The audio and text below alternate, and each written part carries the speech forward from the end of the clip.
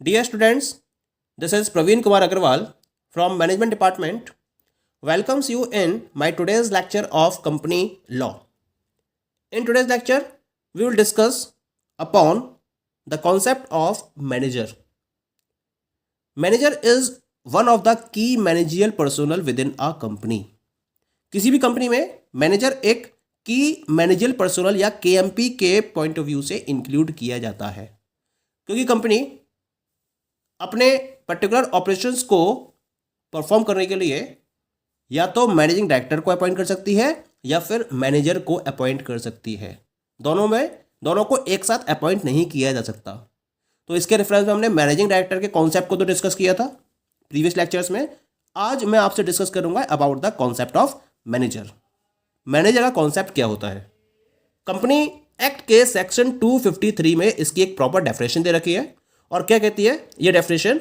Manager means an individual who subject to the superintendence, control and direction of the board of directors has the management of whole or substantially the whole of the affairs of a company and includes a director or any other person occupying the position of a manager by whatever name called and whatever whether under a contract or service or not।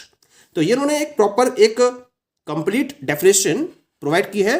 क्या कहा इन्होंने इसके reference में? Manager का मतलब उस particular individual person से है जो बोर्ड ऑफ डायरेक्टर्स के सुपरिटेंडेंस, कंट्रोल और डायरेक्शन में वर्क करता है और इसके साथ साथ उसके पास कंपनी के अफेयर्स को मैनेज करने के लिए या तो होल या फिर सब्सटेंशियली होल पावर्स अवेलेबल होती हैं। और वो कंपनी का डायरेक्टर हो भी सकता है या कोई और पर्सन भी हो सकता है जिसको मैनेजर की पोजीशन प्रोवाइड की जाती है, चाहे उसका कोई भी नाम क्यों ना हो, चाहे उसने कोई कॉन्ट्रैक्ट ऑफ सर्विस को साइन किया है या नहीं किया है। ऐसे इंडिविजुअल पर्सन को हम मैनेजर का नाम देते हैं। बहुत सारी कंडीशंस है इसके अंदर कि मैनेजर एक इंडिविजुअल पर्सन होता है, वो कंपनी का डायरेक्टर हो भी सकता है या कंपनी का डायरेक्टर नहीं भी हो सकता है। जैसे मैंने एमडी के बारे में डिस्कस किया था, उसे कंपनी का डायरेक्टर होना कंपलसरी है, लेकिन मैनेजर अगर कंपनी का डायरेक्टर नहीं है, यानी कि पर्सन कंपनी का डायरेक्टर नहीं है, तो वो मैनेजर बन सकता है। और उस केस में क्या होगा? वो कंपनी का एम्प्लॉय कहलाएगा और वो एक कॉन्ट्रैक्ट ऑफ सर्विस को साइन कर भी सकता है या नहीं भी कर सकता है। ओके, तो हम इस पर्टिकुलर इंडिविजुअल पर्सन को मैनेजर का नाम देते हैं। क्या मतलब हुआ इसका? A manager is a person who has the management of the whole of the affairs of the company, not an agent but to do particular things. He is a servant of the company who is to obey others but interested with the power to transact the whole of the affairs of the company. यानी कुल मिला के जो एक manager है वो company के employ या कंपनी के सर्वेंट के बेसिस पर वर्क कर रहा होता है और उसका काम क्या है? कंपनी के होल ऑफ द अफेयर्स को मैनेज करना। इसके लिए उसको होल ऑफ द पावर्स भी प्रोवाइड की जाती हैं। उसका काम होता है सर्वेंट की तरह कंपनी में वर्क करना और बोर्ड ऑफ डायरेक्टर्स को ओबे करना। पॉइंट क्लियर हो गया? ठीक है। इसके साथ साथ एक कंडीशन और है इसके अंदर, any of the person who fulfils the conditions of part first of the schedule 5th and appointed as a manager whether or not he is a director of the company. यानी कि वो particular person जो company का director हो भी सकता है और नहीं भी हो सकता है, और जो शेड्यूल 5th के पार्ट फर्स्ट की सारी कंडीशंस को फुलफिल करता है, उस पर्टिकुलर पर्सन को हम कंपनी के मैनेजर के तौर पर जानते हैं। पॉइंट क्लियर हो गया? Now we will talk about the characteristics और फीचर्स ऑफ मैनेजर्स। यानी कि मैनेजर के कॉन्सेप्ट और उसके डेफिनेशन के बेसिस पर हम इसके कुछ पर्टिकुलर फीचर्स को यहां डिस्कस करेंगे। क्या क्या है ये main features? The first one is a manager is an individual. यानी कि जो मैनेजर है वो एक इंडिविजुअल पर्सन होता है। अगर हम किसी फर्म को, किसी बॉडी कॉर्पोरेट को या एसोसिएशन ऑफ पर्सन को एज अ मैनेजर अपॉइंट करना चाहें तो हम ऐसा नहीं कर सकते। एक इंडिविजुअल पर्सन ही कंपनी के मैनेजर के रोल पर अपॉइंट किया जा सकता है। Point is clear? Now come to the second feature. A manager need not be director of the company. जैसा कि हमने पहले भी डिस्कस किया था कि जो मैनेजर है वो जरूरी नहीं है कि कंपनी का डायरेक्टर हो। Any of the person who fulfils the conditions as prescribed in the schedule 5th part 1st can be appointed as the manager of the company. चाहे वो कोई दूसरा बंदा हो जो इन सारी कंडीशंस को फुलफिल करता हो, तो हम उसे कंपनी के मैनेजर के रोल पर अपॉइंट कर सकते हैं। Point clear? Now come to the third point. Third feature is he has the management of the whole or substantially the whole of the affairs of the company. यानी कि जो company का manager है उसका काम क्या है? उसका काम है कंपनी के कंप्लीट अफेयर्स को मैनेज करना, और इन अफेयर्स को प्रॉपरली मैनेज करने के लिए उसके पास पावर्स भी होनी चाहिए। तो that particular person has the management of the whole or substantially the whole of the affairs of the company. यानी कि वो कंपनी के ऑलमोस्ट सारे अफेयर्स को कंट्रोल करता है, या तो होल ऑफ द अफेयर्स या फिर substantially the whole of the affairs, और उसके लिए उसको होल ऑफ द पावर्स या substantially the whole of the powers provide की जाती हैं। डायरेक्टर्स की बात करें अगर, या एमडी की बात करें, तो एमडी के पास substantially the whole of the powers available होती हैं। लेकिन अगर मैं एक मैनेजर की बात करूंगा तो एक मैनेजर के पास या तो होल ऑफ द पावर्स होंगी या फिर substantially the whole of the powers available होंगी। पॉइंट क्लियर हो गया? अब बात करते हैं हम इसके चौथे फीचर की। He acts under the superintendence control and direction of the board of directors. Manager, क्योंकि मैनेजर एक सर्वेंट की तरह काम करता है, एक एम्प्लॉय के तौर पर काम करता है, और उसके लिए उसको रेम्यूनरेशन पे किया जाता है। वो एक सैलरीड पर्सन होता है।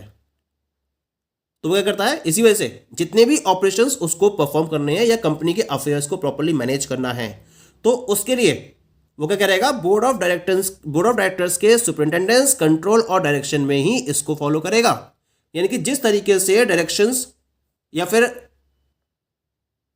कंट्रोलिंग या सुपरिंटेंडेंस बोर्ड ऑफ डायरेक्टर्स के बेसिस पर फॉलो किया जाएगा, वो उसी तरीके से एक्ट करेगा। अपने बेसिस पर या अपने पर्टिकुलर पॉइंट ऑफ व्यू को फॉलो करते हुए वो वर्किंग को फॉलो नहीं कर सकता। क्या करना पड़ेगा उसको? ये देखना पड़ेगा कि जो बोर्ड ऑफ डायरेक्टर्स है उनका पॉइंट ऑफ व्यू क्या है, और उस पॉइंट ऑफ व्यू के अकॉर्डिंग उसको उन पर्टिकुलर वर्क्स को परफॉर्म करना होगा, उन एक्ट्स को परफॉर्म करना होगा। पॉइंट क्लियर है? Next one is a manager may or may not be appointed under a contract of service. अब क्योंकि कंपनी का वो सर्वेंट है या कंपनी का एम्प्लॉय है, तो इसका मतलब एक कॉन्ट्रैक्ट ऑफ सर्विस भी उसे साइन करनी होगी। तो it is depending upon the terms and conditions of that person with the company, कि वो कॉन्ट्रैक्ट ऑफ सर्विस को फॉलो भी कर सकता है या फॉलो नहीं भी कर सकता है। The manager may or may not be appointed under a contract of service. ये डिपेंड करता है कंपनी के साथ में उसके एग्रीमेंट क्या हुए हैं, या बोर्ड ऑफ डायरेक्टर्स के साथ में उसके क्या एग्रीमेंट हुए हैं। इन पर यह डिपेंड करता है कि वो कॉन्ट्रैक्ट ऑफ सर्विस को साइन करेगा या बिना साइन के ही वो एज अ मैनेजर अपने रोल को प्ले करेगा। Clear? The next one is the a manager is an officer of the company. भले ही हम मैनेजर को कंपनी के सर्वेंट के नाम से जानते हैं, लेकिन वो कंपनी में एक ऑफिसर का रोल प्ले करता है। जैसे कंपनी के अंदर जितने भी डायरेक्टर्स होते हैं, they are treated as the officer of the company.